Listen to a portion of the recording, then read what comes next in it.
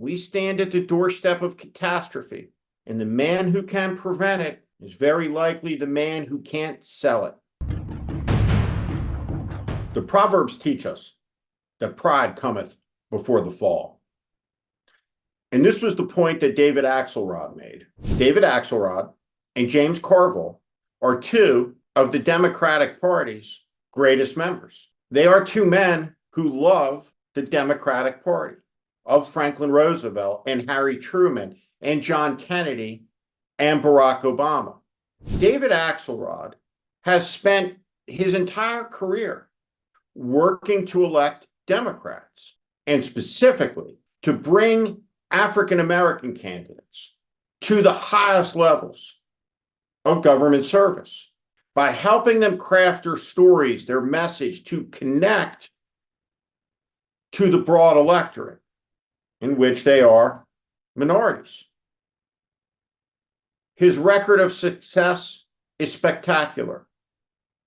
And most famously, he was the architect, along with David Plouffe, of Barack Obama's 2008 victorious presidential campaign, which I observed closely as the strategist for John McCain's presidential campaign. In fact, I placed the concession phone call for John McCain to Barack Obama through David Plouffe. I played a role in that extraordinary moment where America renews and refreshes itself with a choice, a vote of the people to choose the commander-in-chief, the head of state, the president of the United States. This is our birthright, and it has been hard fought for. It has been expanded at great cost to women, to Blacks, to Asian Americans, to all Americans.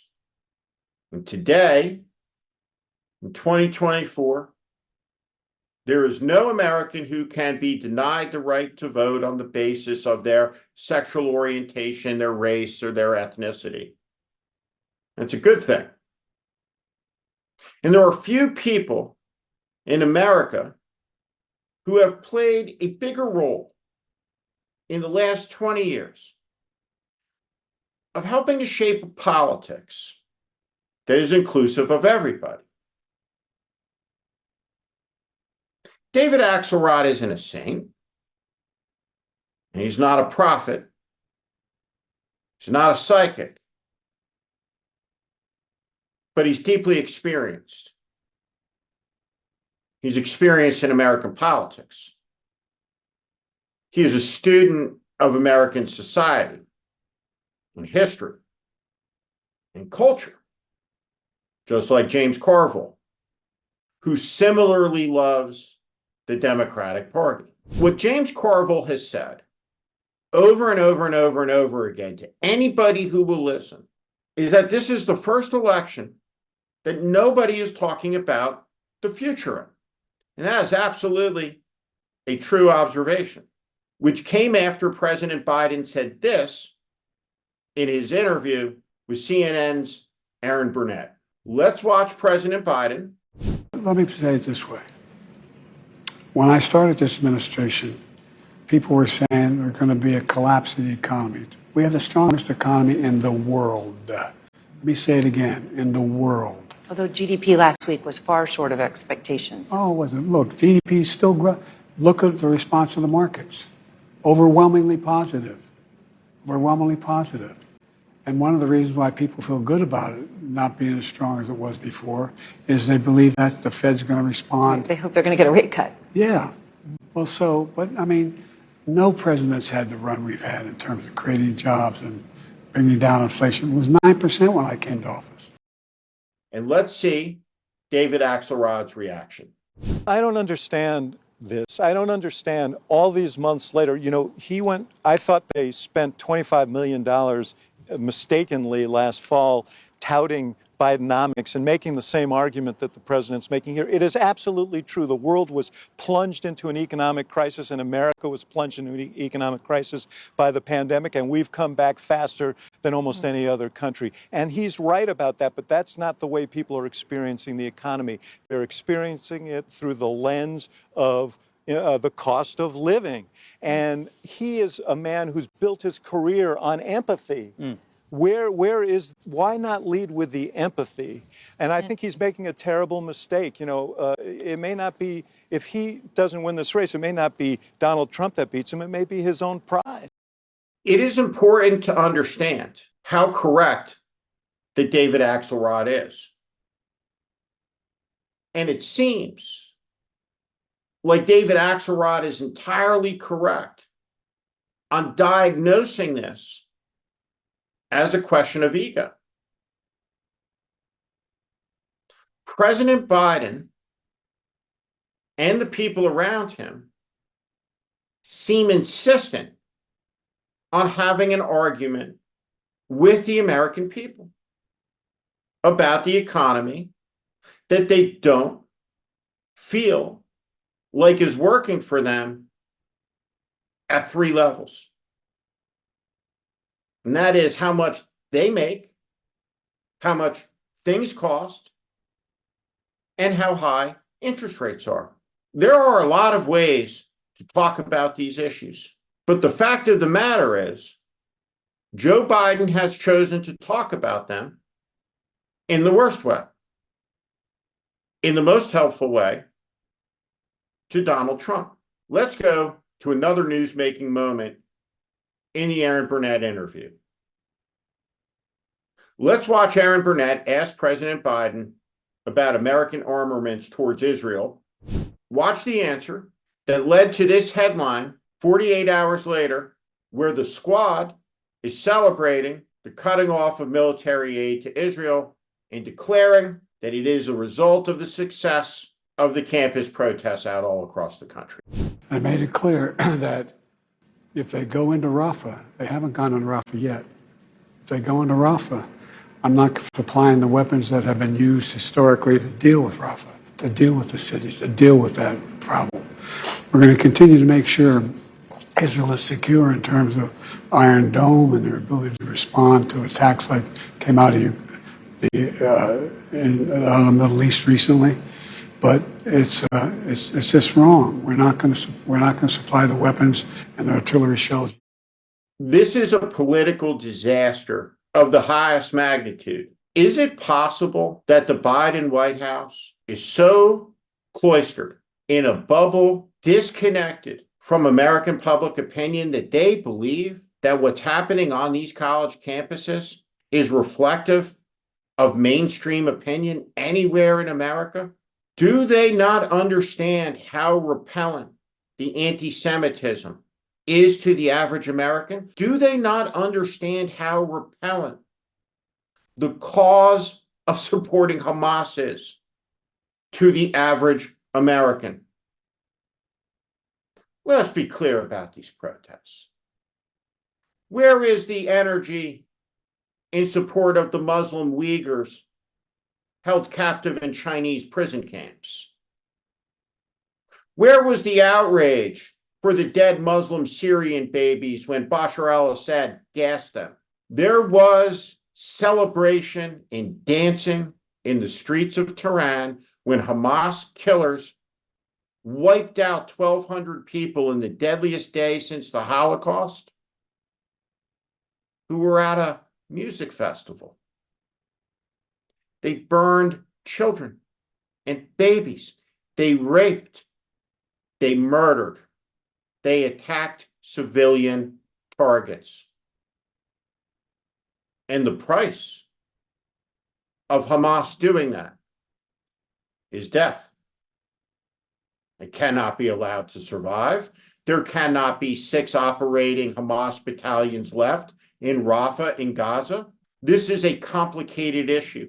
Benjamin Netanyahu has been rightly called by Congressman Gerald Nadler, one of Israel's greatest supporters, the worst Jewish leader in 2,100 years of history. And he is correct. Netanyahu is all of that and more. He is the immoral leader of a moral nation that is necessitous for the survival of the Jewish people. The United States must stand with the Jewish state against evil. And yet, President Biden has sent mixed signals over the last 48 hours. He delivered a speech where he said this at the Holocaust Museum. Now, here we are, not 75 years later, but just 7.5 months later. And people are already forgetting. They're already forgetting that Hamas unleashed this terror. It was Hamas that brutalized Israelis. It was Hamas who took and continues to hold hostages. I have not forgotten, nor have you, and we will not forget. This with Erin Burnett. I've made it clear to Bibi and the War Cabinet, they're not going to get our support if, in fact, they go in these population centers. We're not walking away from Israel's security. We're walking away from Israel's ability to wage war in those areas. So it's not over your red line yet? Not yet, but we've held up the weapons. We've held up the one shipment as an old shipment. It was been designed for. We've held that up.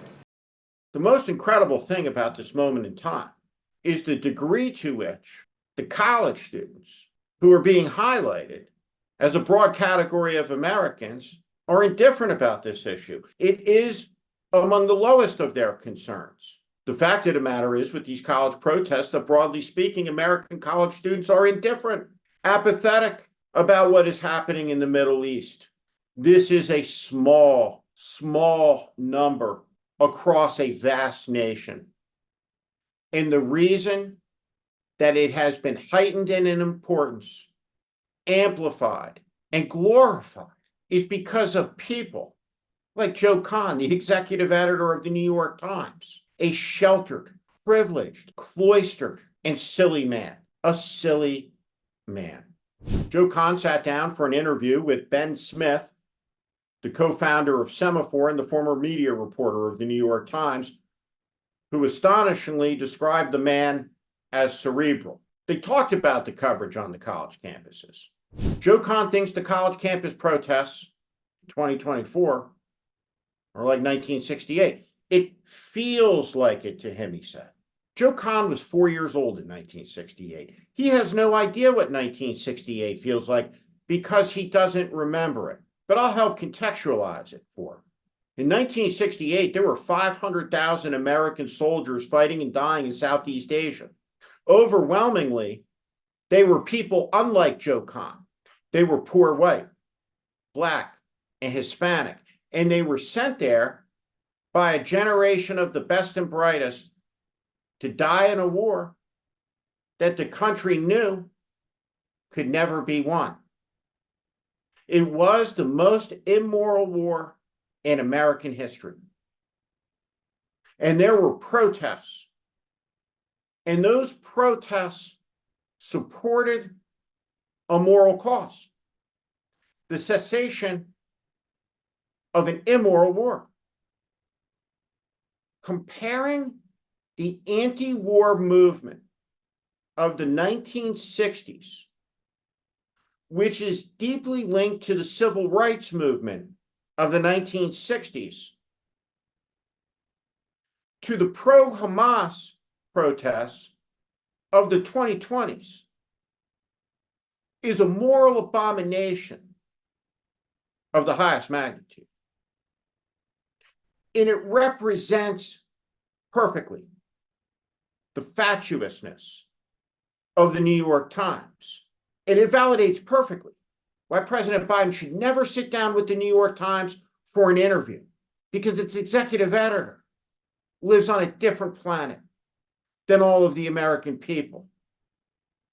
And its newsroom is a cauldron of spoiled children, just like the campuses that he delusionally believes reflect a reawakening of the war protests of the 1960s in the 2020s. But there is something that came out of the Erin Burnett interview that must be talked about.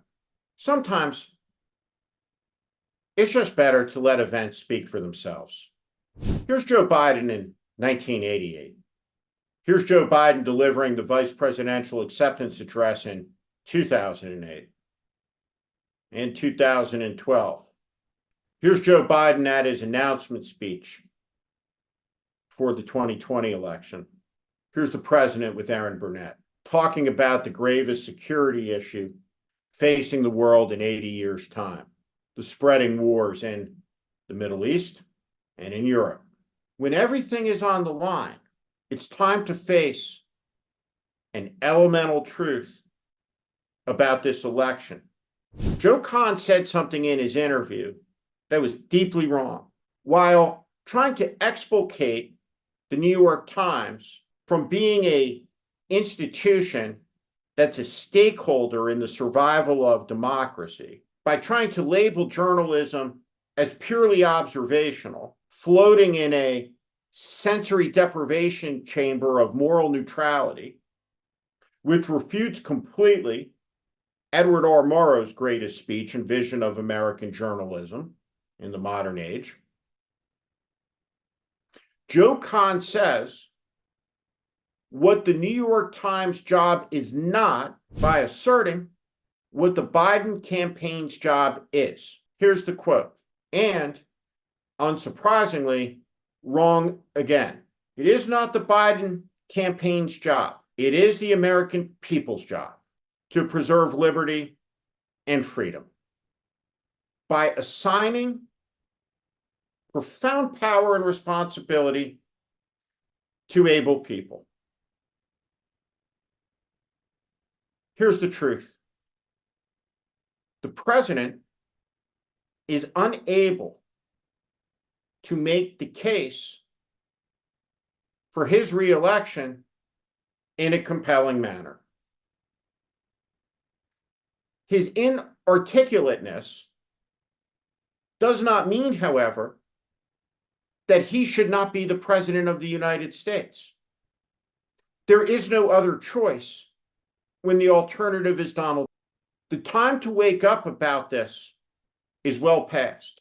The strategy the Democrats are employing is not working. Fighting with the American people over the economy, as David Axelrod points out, is failing. Failing to talk about the future, as James Carville points out, is failing. Trying to appease the squad and generating headlines like this that make it seem like the campus intifada is a mainstream opinion is failing. The sword of Damocles hangs over the republic by a thin strand. Donald Trump isn't being hurt by these court cases. He's being helped. Joe Biden is losing this election 179 days out. It's time to face that. President Biden isn't sick, but his capacity to communicate effectively is very low. What is the strategy to make the case that Donald Trump, no matter what deficit Joe Biden has, is unacceptable? Perhaps these next 4 years will be a caretaker presidency. Who knows? But any alternative is better than this, because this person is promising to do unspeakable things, and he means it. We have silly people at the top levels of American life, everywhere you look. People like the Joe Kahns of the world who can't see the danger because they've never had a bad day in their lives. They've lived sheltered, privileged, cloistered existences, insulated from danger, insulated from hardship. And they lack imagination for the terror that can arise, that can come, that can manifest itself. You need more evidence of that? Read the rest of the interview with Ben Smith. We stand at the doorstep of catastrophe, and the man who can prevent it is very likely the man who can't sell it. How can it be that 3.5 years after this, the man that incited it would win the election tomorrow? That's the status of the race. That's the truth. And anyone who tells you otherwise, sadly, is bullshitting you. This is The Warning. I'm Steve Schmidt. This is The Warning, and I invite you to subscribe on our Substack, on our YouTube channel. Follow us. Welcome to the community.